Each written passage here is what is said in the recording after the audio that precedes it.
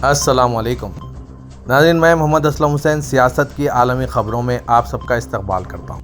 اقوام متحدہ کی پناہ گزین ایجنسی نے کہا ہے کہ جبری نقل مکانی کا شکار افراد کی تعداد گزشتہ سال کے آخر تک 120 ملین تھی۔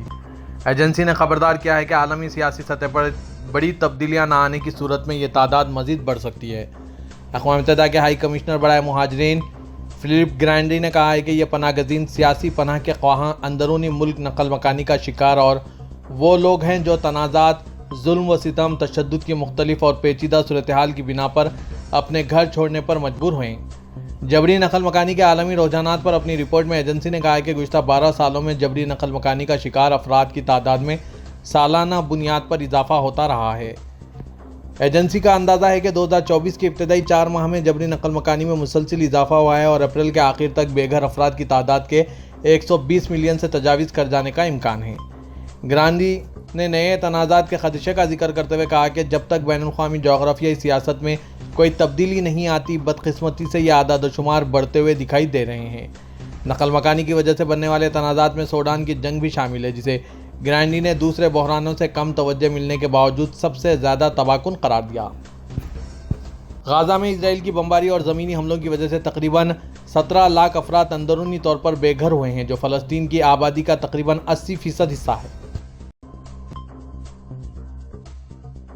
غزہ میں قتل عام جاری رکھتے ہوئے مغربی کنارے میں دباؤ بڑھانے والی اسرائیلی فوج نے جنین پر دھاوا بول دیا اور وہاں مہاجر کیمپ کو گھیرے میں لے لیا۔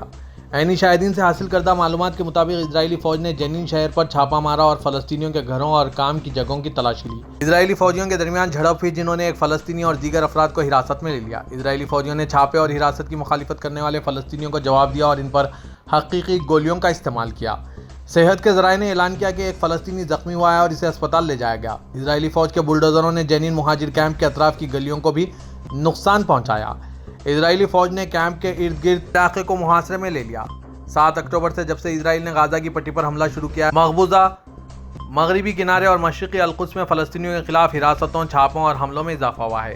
فلسطینی وزارت صحت نے اعلان کیا ہے کہ ان علاقوں میں اسرائیلی فوجیوں اور فلسطینیوں کی زمینوں پر قبضہ کرنے والے اسرائیلیوں کے حملوں میں 543 فلسطینی اپنی جانوں سے ہاتھ دھو بیٹھے ہیں۔ یمن کے حوثیوں نے اسرائیلی بحری جہاز کو نشانہ بنانے اور حملے میں جہاز کو بھاری نقصان پہنچانے کا اعلان کیا۔ حوثیوں کے فوجی ترجمان یحییٰ سیری نے ٹیلی ویژن کے لیے جاری کردہ بیان میں کہا ہے کہ ہم نے بحر احمر میں محو سفر ٹوٹر نامی اسرائیلی بحری جہاز کو ڈرون طیاروں اور بیلسٹک میزائلوں کے ساتھ ہدف بنایا ہے۔ حملے میں بحری جہاز کو سخت نقصان پہنچا ہے اور اس ضرب کی وجہ سے جہاز ڈوب سکتا ہے۔ انہوں نے کہا کہ جہاز کو اسرائیلی بندرگاہوں پر جانے کی ممانعت سے متعلقہ فیصلے کی خلاف ورزی کرنے پر نشانہ بنایا گیا ہے۔ وہ حضرت کہ ایرانی حمایت کے حامل یمنی حوثی غزہ پر اسرائیلی حملوں کے خلاف بطور رد عمل 31 اکتوبر سے یمن کے کھلے سمندر میں اسرائیلی کمپنیوں کے بحری جہازوں پر قبضہ کر رہے ہیں اور بعض کو ڈرون طیاروں کے ساتھ نشانہ بنا رہے ہیں۔ حوثی کارروائیوں کے بعد متعدد کمپنیوں نے بحر احمر میں سیر و سفر بند کرنے کا فیصلہ کیا۔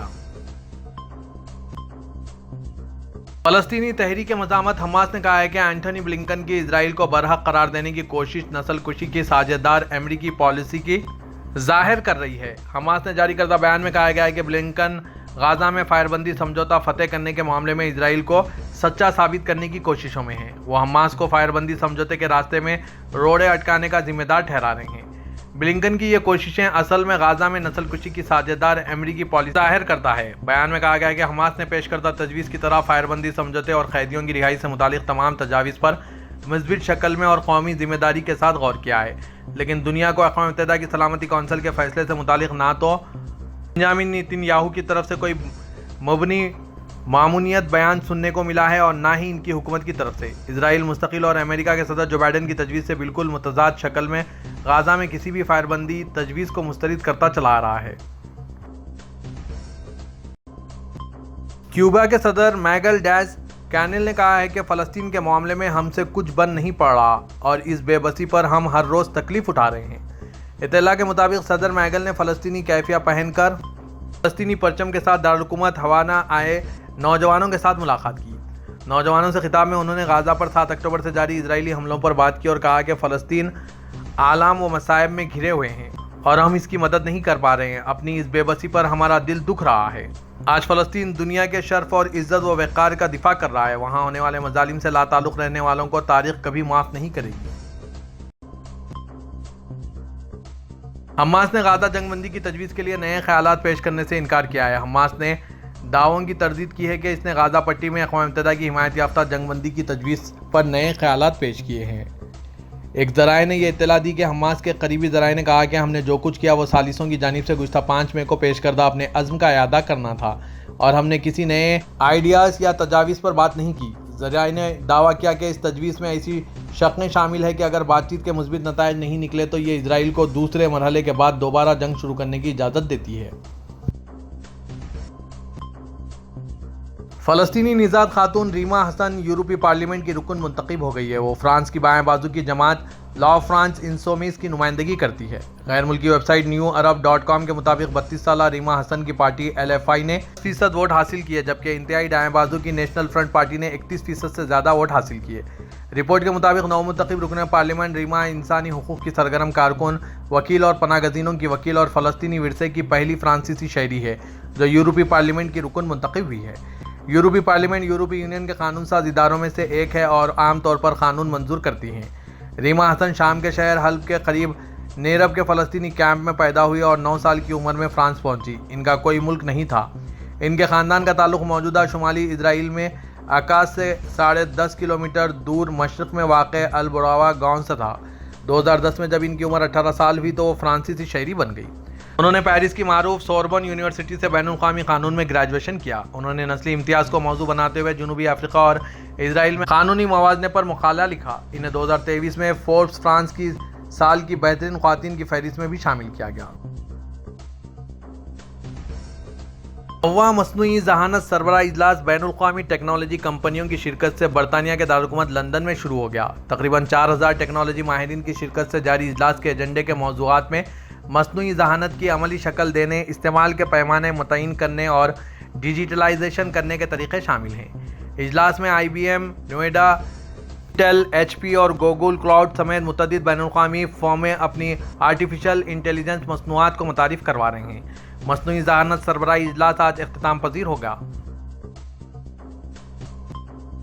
سعودی عرب میں حج انتظامات کو وزارت حج و دیگر سرکاری اداروں کی جانب سے حتمی شکل دے دی گئی۔ سیکورٹی فورسز کی چیک پوسٹیں مکہ مکرمہ کے داخلی راستوں پر مکمل طور پر کارکرد ہو گئی ہے۔ سعودی خبر رساں ادارے کی رپورٹ کے مطابق مکہ مکرمہ میں پرمٹ کے بغیر کسی کو داخل ہونے کی اجازت نہیں ہے۔ مکہ مکرمہ جانے والوں کے پرمٹ کی چیکنگ کا عمل جاری ہے۔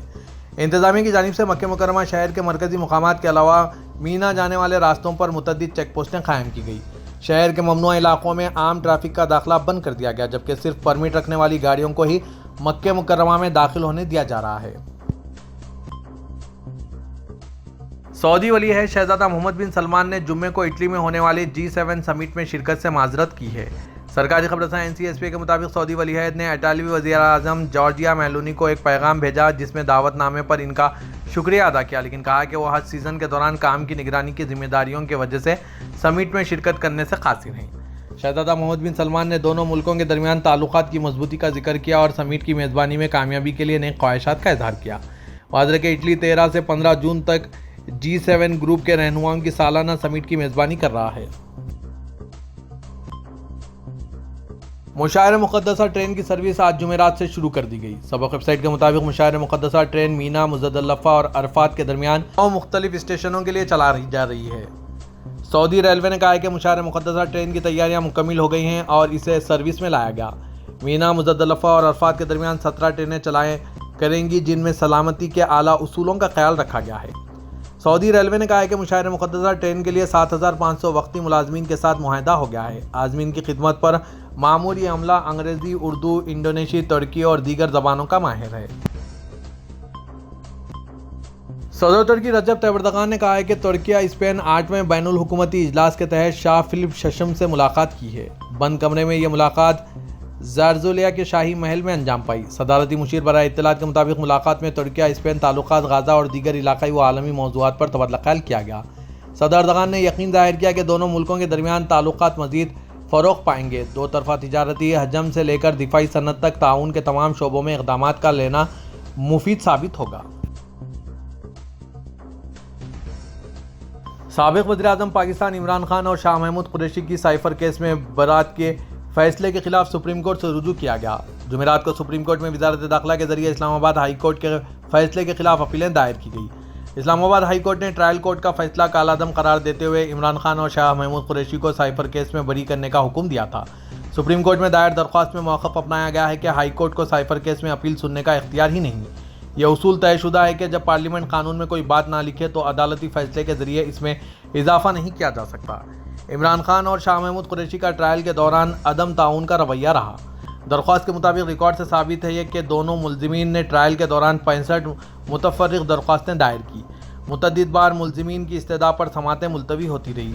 گواہان پیش ہوئے لیکن ملزمین کے وکلاء نے ان پر جرح نہیں کی۔ درخواست میں مزید کہا گیا ہے کہ یہ اصول طے شدہ ہے کہ کسی ٹرائل میں قانونی تقاضے پورے نہ ہوں تو معاملہ دوبارہ ٹرائل کے لیے بھیجا جاتا ہے۔